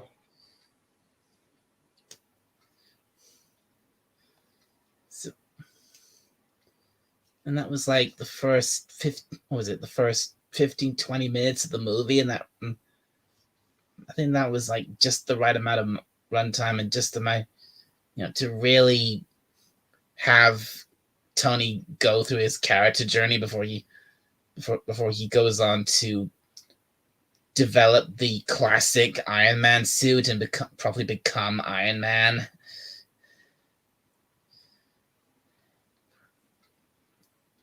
Yeah, I think it was done well enough, and once again, them paying a little bit of attention to what they did in the original comics with an actual iron suit and the way it looked too. I thought that was quite interesting.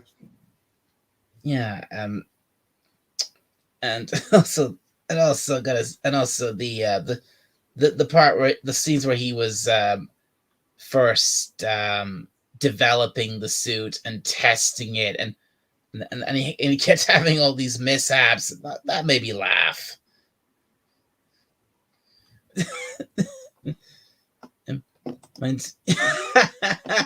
You're absolutely right, Time Prophet. Iron Man would be nothing without AC/DC. You're absolutely right.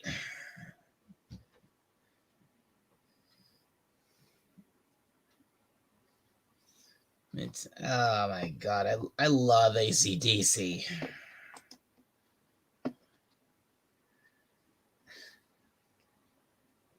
Bon Scott or Brian? Both. I like both.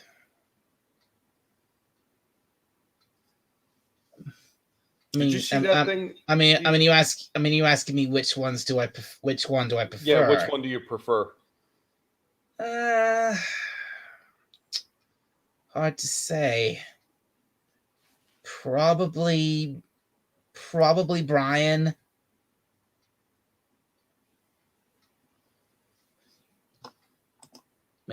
You've seen them 7 times?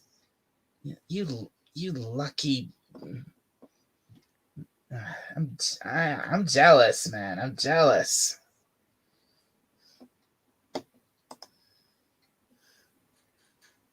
Bon Scott is sleazier sound. Yeah, he did. I'll admit that he did. Well, I mean, one of the earliest songs that always, when most people talk about AC/DC, they always talk about "Dirty Deeds Done Dirt Cheap." Oh yeah, that's one of my favorites. "Dirty Deeds Done Dirt Cheap." And that was Bon Scott that did that one. So yeah, that was Bon Scott.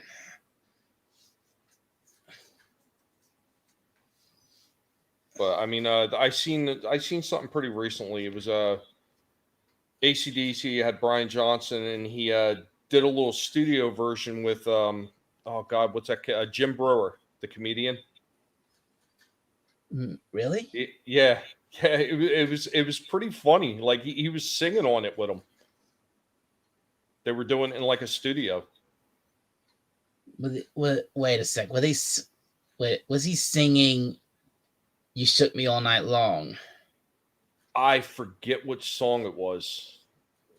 Be honest, because I caught it completely by happenstance. It was like a series of different videos with Jim Brewer and him, and like he apparently he's doing rock music on his own.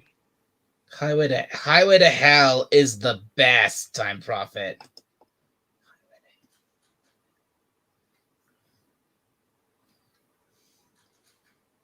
Oh my god! So, yeah, I can't even remember if that was like a YouTube channel that Brewer has or what. I mean, like I said, I seen it once by pure happenstance, and I was laughing my ass off, and I was watching a bunch of the other ones he did, and that's when I seen he was sitting there with Brian Johnson and the rest of AC/DC recording a song together. So wow, that's great. I mean, I'm speaking of them. Have you have you gotten a copy of the new album they did last year? What's it called?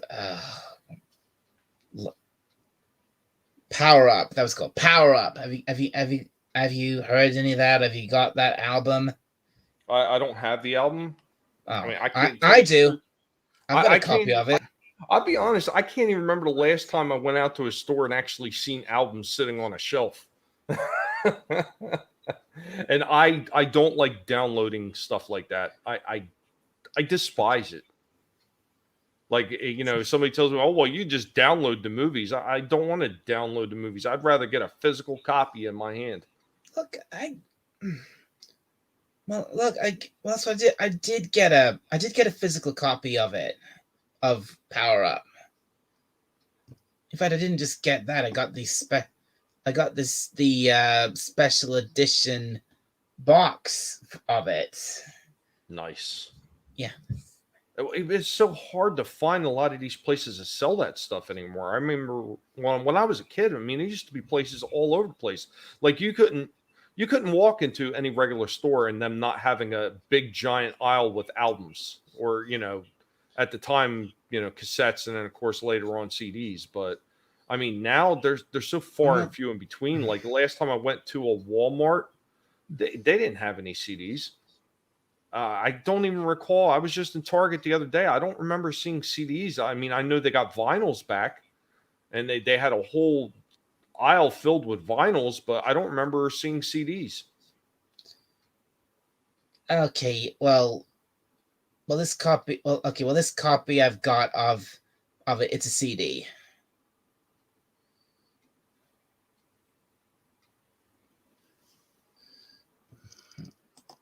Right. AC/DC played Toronto's Star stock 10 to 12 years ago. They blew the host, the Rolling Stones, off the stage. Not being disrespectful, but it's just, wow.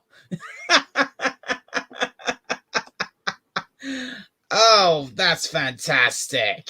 So what did they do to the Rolling Stones? Did they like remove the locks on their wheelchairs and just roll them off the stage? How'd they blow them off the stage? I'm interested. Blow them. He blew the fucking Rolling Stones off the stage. That's brilliant. That's abuse to the elderly. That's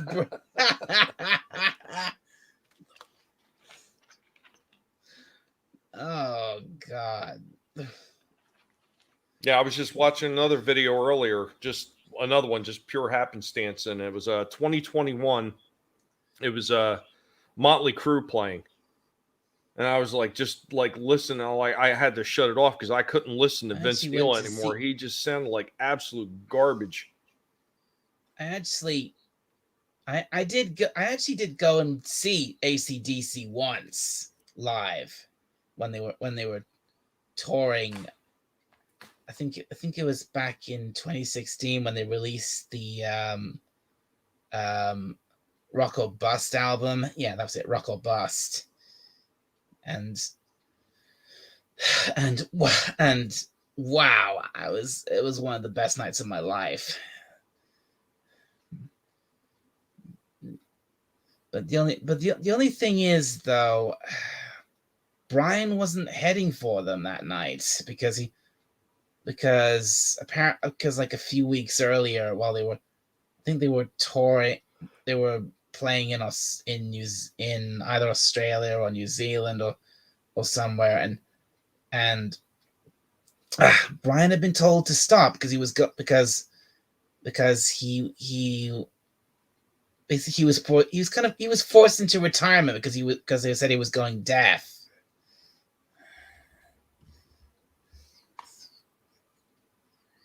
I thought for sure it'd be something with his voice.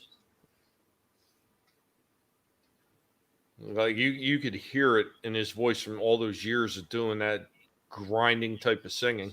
Yeah, It's definitely taking a toll on his vocal cords.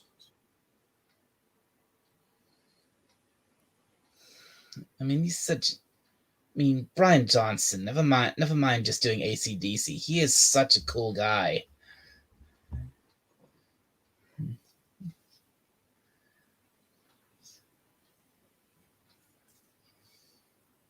All three singers from Iron Maiden, huh? No, as I was saying, the night I went to see AC/DC, I think the only I think there was only one original member of the band actually playing that night, and that was Angus. And and like I said, Brian had been forced to stop doing the tour, and because they were saying he was going deaf, and guess who they got? Guess who they got? They got in to head him for to replace him for the rest of the tour. Amaze me. They got in. What was it? What was his name? Axl Rose. They got in Axl Rose from Guns N' Roses. No, that's horrible. I hate Axl Rose. I despise him. Why? He's a human piece of garbage. I've known people that were supposed to go to some of those concerts where he canceled just because he, to put it nicely, his womanly man parts were hurting.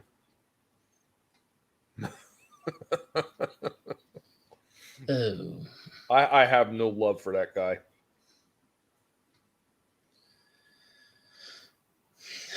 Okay, I didn't. Oh, Time Prophet says Brian Johnson, he was going deaf from driving loud supercars. He has had deaf from. Well, yeah, he does drive. He does drive supercars because he's a huge car nut, Brian Johnson.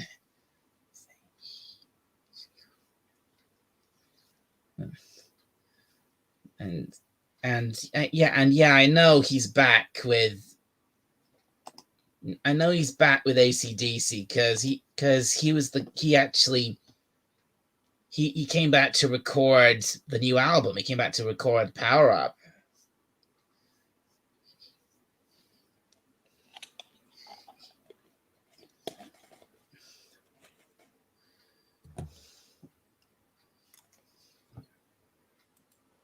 I gotta see if I can find that thing with Jim Brewer now.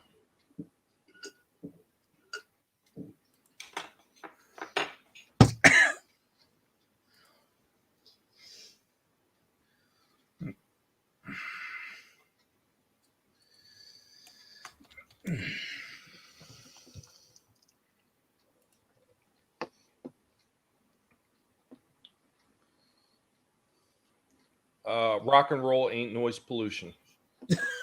There's a song they did. Yeah, I know. That's from. Well, that was from the. Oh, that's one of the songs they did for that comedy thing. Well, this is here. I'm gonna put it in the private chat for you. Or are you talking about the song from? No, the one they were doing in a studio together, apparently. Oh, they really did. Oh, they did that song. Wow, that's a great one because that's also from that song's from the Back in Black album, which was Brian Johnson's debut album after Bon Scott died.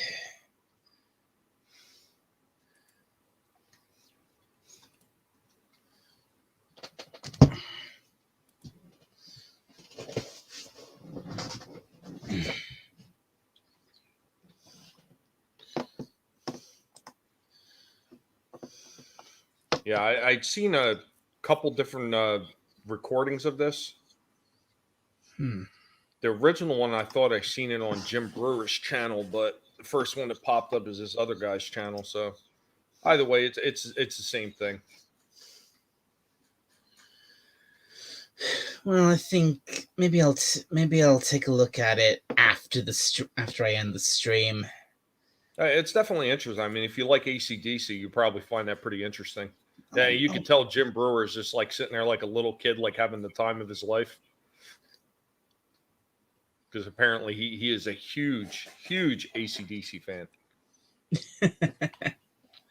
Well,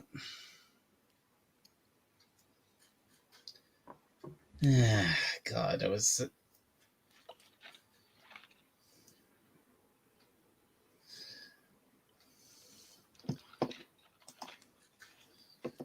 I wonder how.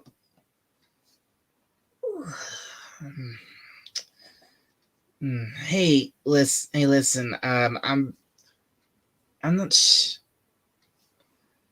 I'm not sure how much longer I'm gonna keep this stream going because honestly, it's late where I am. I'm starting to get tired. So Well, yeah, I mean, you've been going for almost 2 hours. Yeah, almost two. Yeah, nearly 2 hours. No, it was fun. I hope you got some of what you wanted to get off your chest as far as I think the original topic. I think I did get some of it off my chest. Yeah. But look, we you know we're coming to the close of the stream, and you got to have a little fun talking about AC/DC. Oh yeah, yeah. My just say yeah my favorite band in the whole world, AC/DC. There's nothing wrong with that. Nothing wrong with having a little bit of fun. So you can't dwell on the bad stuff all the time. You've seen.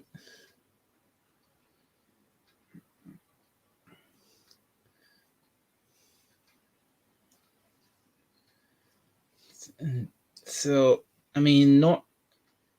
normally if I wanted to keep a stream short, I think my limit is 3 hours. No more than that.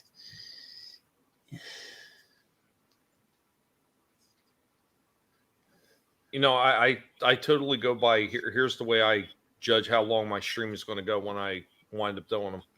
If the conversation goes on and it's really good and it's not going to end, like if we're having like an amazing discussion, I will let it keep rolling. So far, I've only let one roll for I think 4.5 hours, and after that, I said, "Look, it's getting late. I want to go to bed." But I mean, obviously, the conversation was so good. If I wasn't feeling tired, I easily could have went for a lot longer. But yeah, I mean, you gotta have a moment when you say, okay, you know, I think we hit and talked about everything we wanted to talk about, and yeah. You're absolutely right. If the conversation is good enough, I could just let the stream go on and on. But honestly, yeah, it is late where I am, and I'm really starting to get tired now. So I think once I actually hit the 2 hour mark, I think it's time to wrap this up. oh, no worries. No, I'm glad I could stop on for a few minutes and chat with you about those things. I hope I didn't come off as too much of a pain in the ass. No, you didn't. Because I've heard I can be a pain in the ass. I'm sure I've seen you on. I think it was one of Darius's streams. Yeah, I'd popped on and you were on for a little bit, but you were having connection problems, so you kept popping in and out. Well, it wasn't it probably wasn't connection problems. It was more of a problem I've been having recently with my laptop where the two devices I have plugged into the USB ports of my computer, which is my mouse and more importantly my mic, they just keep randomly cutting out at the same time, and when my mic cuts out, I get kicked out of the stream. Right, yeah, because once mic goes, yeah, you can't stay in. One of the things I did learn about some of these USB ports is if a small piece of dust gets in there, it'll actually break your connection. So probably the best thing you could do is you can get like a can of air or something like that and just spray out your USB ports every once in a while. Yeah, maybe I should. Maybe I should see about doing something like that. I mean, I've actually. I mean, to try and get around this problem, I've actually gone and bought a a proper headset, which is with a which head earphones and a mic with a microphone attached, and that won't plug in. That'll plug into the headphone port rather than the USB port, and that might get around the problem. Well, I will say this. I know sometimes, well, a lot of times, because I used to do a lot of gaming with the headset, with the mic, and it always seems like the mic headsets, they, combos, the mic always tends to be really low. So just be aware of that. Make sure if that's where you're going with, make sure you get a really good one that's got a really good rated mic, or you may wind up finding yourself so low that people are not going to hear you on a live stream.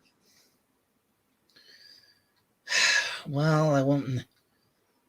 Well, I won't actually know until I actually get my hands on this headset. Sure. Well, yeah, but I mean, just look at the reviews on them. Like when you look for them, just look for headphones with mic that are good for streaming. Usually, you're going to find the better ones that way. And just because they're better doesn't mean they're necessarily expensive, because you can get good stuff that's still relatively cheap. As a matter of fact, the microphone I use is a cheap toner mic.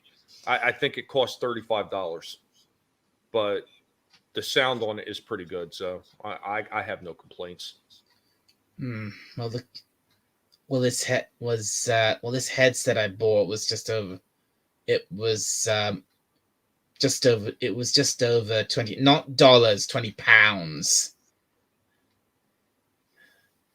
Because I live in because I don't you probably, I don't know if you no, you must know this because I've said it enough times. I'm not from America. I live in the UK.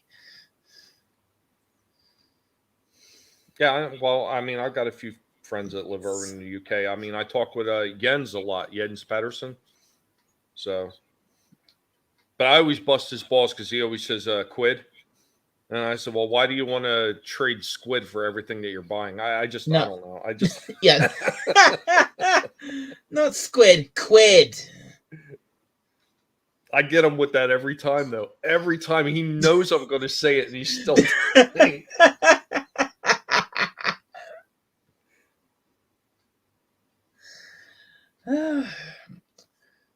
All right, you. Oh yeah, Time Prophet. He's from the UK as well.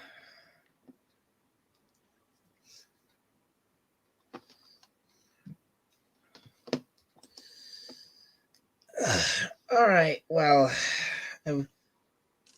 Tommy, thank you very much. Thank you very much for coming on. I've had a good time chatting with you, but I think I'm gonna end the stream here. Yeah, man, it's absolutely fine, man. Go get some eat, get some rest. Yeah, I think I'm gonna hang up that. I think it's time I went to bed. So, again, thank you for coming on, and thank you everybody in the chat who showed up. And hey, BC Eagle Deb, I don't know if you're still listening because you seem to have disappeared. I don't know if you're still out there or not. Because the last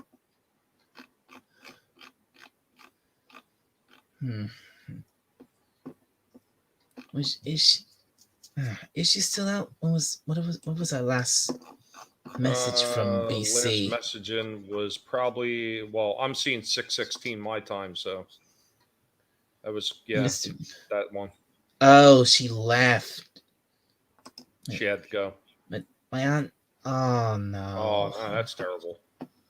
My Aunt Missy passed away from cancer. My Aunt Denise is in hospital. My neighbor Jack broke his leg, and I have bursitis of my left. Oh my God, that's awful.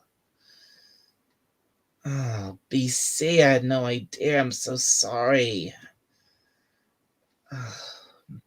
And then oh yeah, and then she said that Mr. BC, your dad is getting anxious. Time to go. Oh, so she left quite a while ago.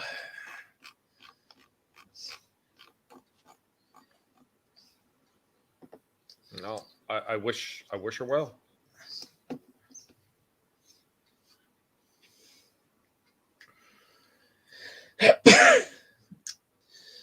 Well, anyway, like I said, I think thank you again. Thank you for coming on, Tommy. Thank you everyone in the chat who tuned in, and I hope to see you all again on my next live stream. And please like do as the banner says. Please like, share, and subscribe if you enjoyed the stream. And and for this, sorry. Right. Well, this is Dalek 451 signing off. Have a good night, everybody. Take care, y'all.